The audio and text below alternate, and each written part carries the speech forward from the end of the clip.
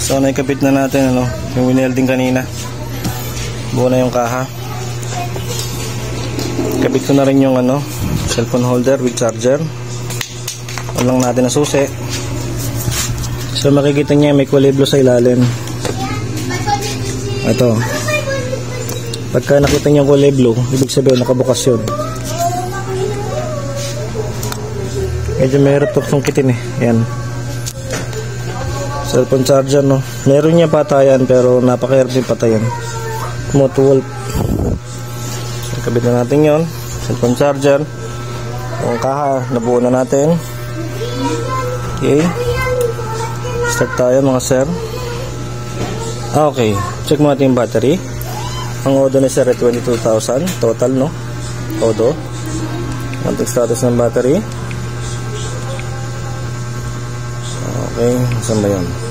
Meron po tayong 11.9 sa battery volts.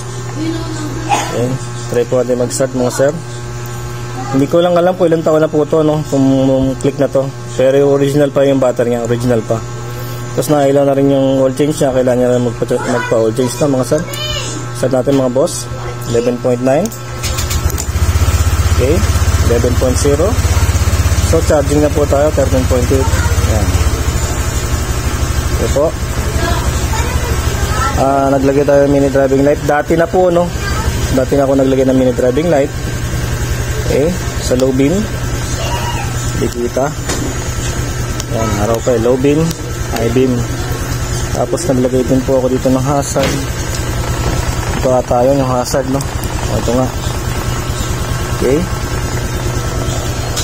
Charging niya is 13 point. Yan. 13.3. Malaro po, malikot. Gawa ng hazard, malikot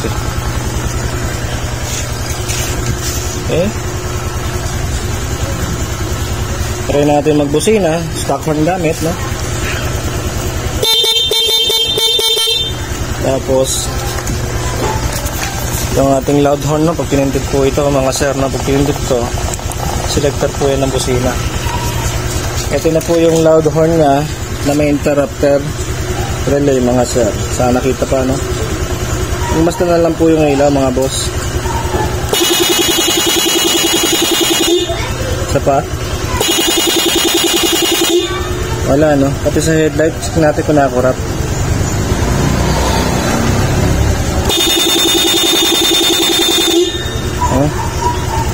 Wala po mga sir wala pong kurap. So charging po natin mga sir 13.8, 13.9. Yung baterya yun pa rin po, original pa ho ng Honda. Okay po, tayo na natin. Okay,